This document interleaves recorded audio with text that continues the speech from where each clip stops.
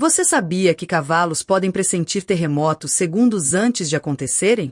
Ou que eles são capazes de detectar sons a quilômetros de distância, sons que nós nem conseguimos imaginar? Mas, e se eu te disser que, numa noite silenciosa do interior, foi justamente um cavalo quem se levantou contra um dos predadores mais temidos da América do Sul? Não por instinto de fuga, mas por coragem, por proteção. Parece coisa de filme, mas aconteceu. E o que esse animal fez naquela madrugada vai desafiar tudo que você acredita sobre bravura, lealdade e até espiritualidade. Naquele pedaço esquecido de terra, onde a vida seguia o compasso da natureza, ninguém imaginava que o destino estava prestes a testar os limites do que é considerado possível.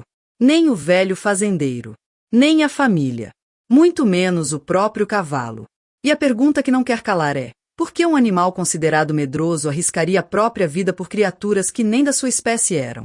A resposta pode estar numa força que vai além da lógica. Algo que mistura instinto com propósito. Medo com fé. E talvez, só talvez, toque o invisível que nos rodeia, mesmo quando a gente finge que não acredita. Essa é a história de um encontro entre o natural e o sagrado. De um grito vindo da mata, e de um relincho que ecoou como trovão. E antes da gente continuar, me conta uma coisa. De que lugar do Brasil, ou do mundo, você está assistindo esse vídeo? Comente aqui embaixo. É sempre incrível ver até onde essas histórias de coragem e conexão chegam. Globo mostrando as Américas balão de fala. Na região central do Brasil, especialmente nos estados do Mato Grosso e Goiás, é comum que o dia comece antes mesmo do sol nascer. É quando o canto do galo se mistura ao barulho das correntes do curral e o cheiro do café forte invade os cômodos ainda escuros das casas de madeira. Era assim na fazenda de seu Altino, um pedaço de terra modesto, mas cheio de vida, cercado por colinas baixas e silêncios que sabiam guardar segredos. Vacas leiteiras, galinhas inquietas, porcos barrigudos e alguns cavalos completavam a paisagem. Mas entre todos os animais, havia um cavalo em especial. Seu nome era Valente. Um nome bonito, forte, mas que, na boca dos peões, carregava um certo deboche. Não era raro ouvir um riso contido quando alguém dizia o nome dele. Valente era diferente. Quieto. Recolhido. Preferia a sombra do galpão ao centro do pasto. Não relinchava alto como os outros. Não se envolvia em correria, nem reagia a provocações. Ele era o tipo de animal que passava despercebido, como se tivesse aceitado um papel secundário no mundo, e talvez por isso ninguém esperasse muito dele. Mas o que ninguém sabia, ou talvez tivesse esquecido, é que, segundo um estudo publicado pela Universidade de Sussex, na Inglaterra, cavalos têm capacidade de reconhecer expressões faciais humanas e até guardar lembranças emocionais de pessoas e situações. Em outras palavras, eles sentem. Eles lembram. Eles escolhem quando e como agir. Valente observava. Sempre com aquele olhar parado, atento. Como se enxergasse coisas que os humanos não veem. Tinha chegado ali há poucos anos, resgatado depois de ser encontrado ferido numa estrada rural. Ninguém sabia exatamente de onde veio, nem o que tinha vivido antes. Mas havia algo nele, um tipo de silêncio carregado, que parecia conter mais do que palavras podiam explicar. Seu Altino, viúvo desde 2011, levava a vida na tranquilidade que só os que já perderam muito conseguem cultivar. Tinha na companhia dos bichos o conforto que não encontrou mais em gente. E mesmo sem dizer, ele respeitava Valente. Talvez porque via nele um espelho de si mesmo, discreto, marcado pela vida, mas firme. A rotina da fazenda seguia seu ritmo ancestral. Até que, numa noite de lua cheia, tudo mudou. Era noite de lua cheia. Aquelas em que a claridade prateada transforma o campo num cenário quase mágico. O céu estava limpo, e o vento soprava morno, como se nada fosse acontecer. Mas quem vive no campo sabe, quando a mata silencia de repente, é porque algo está prestes a acontecer. Seu Altino percebeu isso no comportamento de Bento, o cachorro. O animal não parava de olhar em direção ao curral. Orelhas em pé, arfando. Um rosnado preso na garganta. Era o tipo de sinal que o velho aprendeu a respeitar com o tempo. Ele pegou a lanterna e foi conferir, mesmo sem entender o porquê. No curral, as vacas estavam deitadas, mas havia tensão no ar. Até os grilos pareciam ter parado de cantar. Foi aí que o som veio, seco, direto, como o estalo de um galho sendo esmagado. Depois, um brilho. 2 olhos, fixos na escuridão. Uma onça pintada. O salto foi quase silencioso. Ela cruzou a cerca como se o tempo tivesse diminuído. Em segundos, estava no meio das vacas, espalhando pânico. Mugidos, poeira, coices no escuro. Seu Altino correu para buscar a espingarda, mas sabia que o tempo jogava contra ele. Valente, amarrado próximo ao estábulo, levantou a cabeça. Farejou o vento. Ele não fugiu. Não relinchou. Não se escondeu. Ao contrário, avançou. Esse momento marca a quebra de expectativa. E aqui entra um conceito importante, a ressignificação do arquétipo do fraco. Valente, até então visto como apático ou inútil, assume o papel de protagonista diante da ameaça. Esse tipo de virada, muito comum em narrativas épicas e mitológicas, desperta no espectador um sentimento de surpresa e admiração, e é isso que prende a atenção. Com um puxão seco, ele rompeu a corda frouxa e correu na direção do caos. A poeira no ar tornava difícil ver tudo com clareza, mas a silhueta da onça sobre uma novilha era visível. Foi quando Valente relinchou, e, pela primeira vez, sua presença encheu o espaço. Ele se lançou num salto inesperado e acertou a onça com os cascos dianteiros. Um impacto forte, real. A felina recuou. Valente girava, dava coices, atacava e se esquivava com uma precisão instintiva. Estava lutando. Aqui vale ressaltar um dado pouco conhecido. Cavalos possuem visão panorâmica de quase 350 graus, o que os torna extremamente ágeis ao reagir a ataques. E mais, apesar de serem presas na cadeia alimentar, cavalos em estado selvagem criam sistemas de proteção em grupo. O que Valente fez não foi irracional, foi natural. Só que elevado ao heróico. A luta durou pouco, mas pareceu eterna. Quando seu Altino voltou com a arma, tudo já havia passado. Nenhuma vaca morta. A onça, ferida, havia fugido. E Valente estava em pé, arfando, sangrando, mas de pé. Aquela noite não apenas salvou o rebanho. Ela mudou o lugar de Valente na história. O cavalo que ninguém levava a sério se tornou símbolo de algo maior, a coragem que mora no silêncio. O tempo passou. Dias, talvez semanas. Mas a paz que parecia ter voltado fazenda era feita de vidro fino, bonita, mas prestes a estilhaçar. E a primeira rachadura surgiu quando os animais começaram a agir diferente. Os bois empacavam diante da cerca. As galinhas pararam de botar. E o cachorro bento, outrora valente, se encolhia ao menor ruído vindo da mata. Era como se o ar tivesse mudado. Denso. Ansioso. Como se algo estivesse à espreita. Foi numa manhã abafada, no terceiro ciclo de lua cheia desde o ataque, que os rumores se confirmaram. Pegadas fundas foram encontradas perto do galinheiro. Mas não era só isso. A cerca elétrica havia sido violada. Os fios arrebentaram. Sem marcas de luta, apenas o sinal de que os visitantes noturnos não estavam mais testando. Estavam entrando. E foi aí que um novo personagem surgiu. Um cavalo mais jovem, vigoroso, de pelagem castanha escura e olhos que pareciam compreender o que se passava. Seu nome? Travail. Um nome que, ao contrário de Valente, não carregava ironia. Carregava aviso. Trovão não pertencia originalmente àquela fazenda.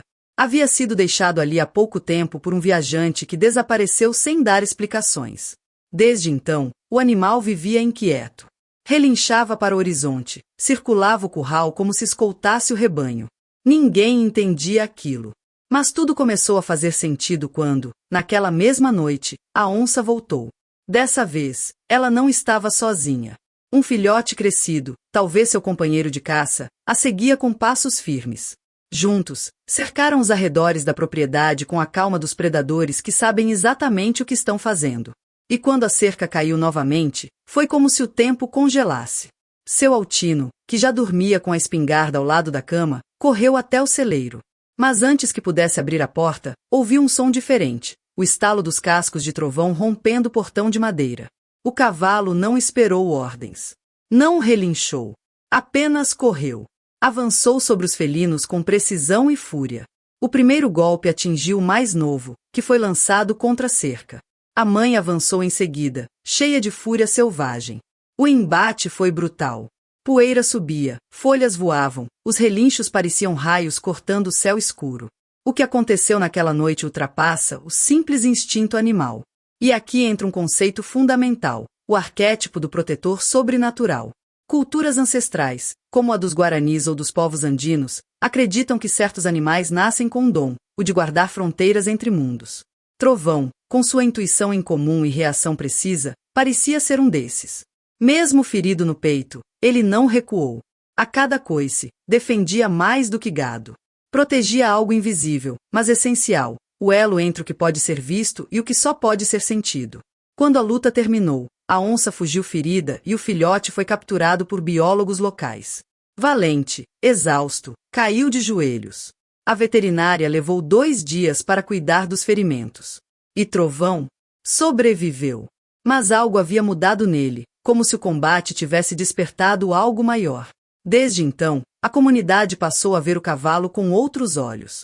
Não era só força. Era propósito. O velho padre da vila veio visitar. Ao ver Trovão de pé, mesmo com as cicatrizes ainda frescas, disse em voz baixa: "Esse aí, não está aqui por acaso." E ninguém duvidou.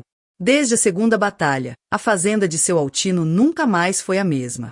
Não era só o medo da onça ou o cuidado dobrado com os animais, era algo mais sutil. Um incômodo no ar. Como se os acontecimentos tivessem aberto uma porta que não deveria ser tocada. E que agora, do outro lado, algo observava. Trovão passou a agir de forma diferente. Andava em círculos à noite, relinchava para a mata mesmo quando não havia som algum. E toda vez que a lua cheia surgia, ele se posicionava de frente para o mato, firme, como quem espera o retorno de um inimigo antigo. Seu corpo era de cavalo, mas sua presença era outra coisa. Foi numa madrugada particularmente densa que tudo mudou de tom. O céu, carregado de nuvens baixas, não deixava nem as estrelas escaparem. Bento, o cão, rosnava sem parar. Os bois estavam agitados, batendo contra a cerca como se quisessem fugir. E no silêncio pesado que tomou conta do curral, um som cortou a escuridão, o mesmo rugido. Mas dessa vez, mais profundo, mais próximo. Seu José, vizinho e compadre de Altino, correu para fora com a espingarda. Era um homem de fé, mas também de chão duro. E, ao ver a cerca dos bezerros arrebentada, não teve dúvidas. Um bezerro branco, o mais novo, havia escapado, e corria direto para o pasto alto, onde os olhos não alcançavam. Foi então que Trovão agiu. Num relincho que parecia explodir o silêncio, rompeu a corda e partiu. Galopava como se cada passo fosse uma prece. O mato se abria diante dele. A onça, pronta para o ataque, já saltava do alto da pedra, as garras estendidas. Mas o que veio em seguida não pode ser explicado só com palavras. O impacto entre o cavalo e o felino foi brutal. Um trovão real, desses que sacodem o chão, estourou nos céus no exato momento da colisão. Coincidência? Ou resposta? O bezerro escapou por pouco. Trovão, sangrando de um lado, permaneceu entre o predador e a vida inocente que protegia. Mas o que realmente desconcertou a todos veio depois. Quando a poeira baixou e a onça hesitou, algo surgiu no chão, um colar de contas, antigo, de madeira escurecida pelo tempo. Dona Maria, esposa de seu José, ao ver aquilo, caiu de joelhos. Reconheceu de imediato, era o rosário do pai dela. Um homem que, décadas atrás, havia sido atacado por uma onça naquela mesma terra, e que morreu segurando o terço com força. Como aquele colar estava ali? Ninguém soube explicar. Mas naquele instante, a história deixou de ser apenas sobre animais e ataques. Passou a ser sobre memória, proteção e espiritualidade. Seu José chamou o padre da vila. O homem chegou com água benta, incenso e rezas antigas. Quando abençoou o curral, o vento mudou. As folhas estremeceram. E Trovão relinchou como se soubesse exatamente o que aquilo significava.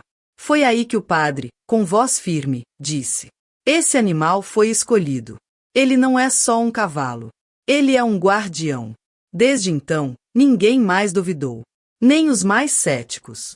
Trovão passou a ser visto como algo sagrado. Um elo entre a fé e o mundo natural. Uma presença que não se explica, mas que se sente. A terceira visita não anunciou sua chegada com rugido, nem com um galho quebrado. Ela veio no silêncio mais absoluto, naquela madrugada sem luar, quando até os grilos pareciam ter esquecido como cantar. Dentro da pequena casa de madeira, Joãozinho, neto de Dona Maria e seu José, tremia em silêncio. Apertava nas mãos um terço antigo, presente da avó antes dela partir. O menino, Criado ouvindo histórias de assombração, orações e causos da roça, não sabia o que era real ou invenção. Mas sentia. Sentia um medo que não era só dele. Lá fora, Trovão batia os cascos no chão como se dialogasse com o próprio chão. O cavalo não se movia, só encarava a mata com uma atenção viva, como se enxergasse algo que os humanos não podiam. Foi quando aconteceu. Um mugido cortante. Desesperado. Joãozinho pulou da cama, correu até a porta e o que viu congelou seu corpo. A onça. Enorme. Escura. Saltava o curral pela terceira vez, agora com mais agressividade. Suas presas estavam cravadas numa bezerra indefesa. A cena era crua. Selvagem. O menino gritou. Trovão respondeu antes de qualquer adulto. Arrebentou a amarra com um salto. Correu como se o chão não fosse obstáculo. E dessa vez, não houve relincho. O silêncio acompanhava cada passada, pesado como prece contida. O cavalo voou sobre a cerca como se desafiasse o peso do próprio corpo. A onça largou a presa e se virou. 1 segundo. Foi só isso que eles tiveram. E então, o impacto. Trovão colidiu contra o felino com tamanha força que a poeira cobriu tudo. Mas algo diferente pairava no ar. Joãozinho, assustado, correu até o curral. E, quando a poeira assentou, testemunhou algo que jamais esqueceria. Trovão estava entre a onça e a bezerra, ofegante, firme, com os olhos brilhando como brasas. A onça rosnava, pronta para o último ataque. Mas quando ela se lançou, algo a impediu. A cruz de madeira pendurada no pescoço de Joãozinho, até então esquecida, emitiu um brilho suave, dourado. Não era forte, nem teatral. Era algo sutil, mas claro como o amanhecer. E naquele instante, a onça parou. Seus olhos se voltaram para o menino. Depois, para o cavalo. E, pela primeira vez, recuou. Ela soltou um rugido baixo. Um som que não parecia raiva. Parecia tristeza. Desistência. Então sumiu na escuridão da mata como uma sombra levada pelo vento. A bezerra estava viva. Trovão caiu de joelhos, mas se manteve firme. Joãozinho se ajoelhou perto dele, chorando como quem entende sem saber explicar. Não foi só coragem, nem só força. Foi milagre. No dia seguinte, a história se espalhou como fogo seco. As pessoas vinham de longe para ver o cavalo que havia enfrentado o inimaginável. Seu Zeca, o vaqueiro mais antigo da vila, murmurou. Nunca vi disso, nem vou ver de novo. Isso aí é coisa de Deus. Mas o que ninguém sabia é que aquela noite havia mudado tudo. Não só a fazenda. Não só os animais. Joãozinho havia sentido algo se acender dentro dele. Uma certeza silenciosa. Trovão não era apenas um cavalo. Era um enviado. Os dias seguintes foram calmos. Estranhamente calmos. Como se a própria natureza tivesse feito uma reverência ao que havia acontecido. O sol parecia nascer mais suave, e o vento, ao passar entre as árvores, carregava uma sensação de respeito.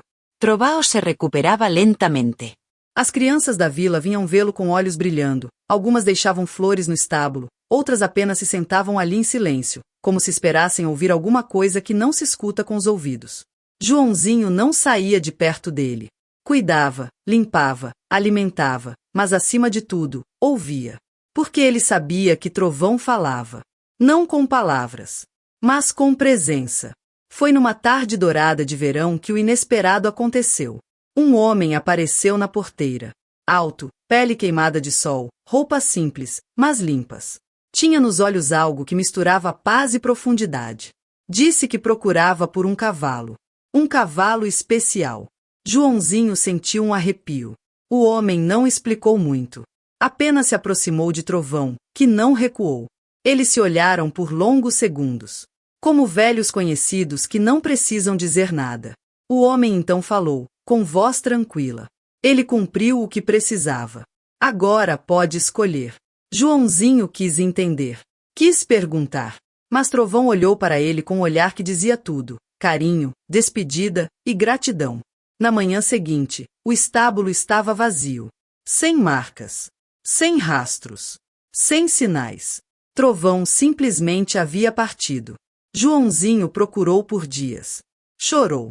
Subiu colinas. Entrou em trilhas. Nada. Até que, semanas depois, uma carta chegou sem remetente. Um envelope com uma única frase escrita à mão. O que é enviado por Deus, retorna quando for preciso. Dentro do envelope, recorte de jornal. A foto era pequena, mas clara. Um cavalo havia salvado uma criança de um incêndio em outro estado. Mesmo olhar, mesmo porte, mesmo brilho nos olhos. Era ele. Joaocino sorriu entre lágrimas. Não de tristeza, mas de compreensão. Trovão não era seu. Era do mundo. Um guardião. Um milagre em forma de animal. E sabia, no fundo do peito, que quando o perigo voltasse, quando a escuridão ameaçasse outra vida inocente, ele voltaria. Hoje, quem passa pela fazenda sente que há algo diferente ali. Paz. Silencio Benito. Como se uma sentinela invisível ainda rondasse a terra. E quando o céu se cobre de nuvens e o vento sopra mais forte, alguns juram ouvir um relincho distante. Forte. Calmo. Corajoso. Porque algumas histórias não terminam. Elas apenas aguardam um momento certo, para recomeçar.